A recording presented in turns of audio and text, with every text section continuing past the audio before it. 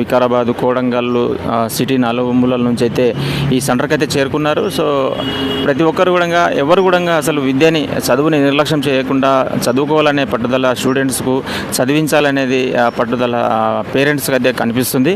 అలానే చదవకపోవడం వల్లనే అనేక రకాల కార్మిక దోపిడీ అనుకోవచ్చు, మనము వివిధ సామాజిక వివిధ దోపిడీలన్నీ ఎవరికి కూడా చదువు లేకపోవడం వల్లనే. సో రాబోయే జనరేషన్స్, రాబోయే తరాలు అయితే ప్రతి ఒక్కరూ చదువుపై దృష్టి పెట్టారు. మనం విషయం.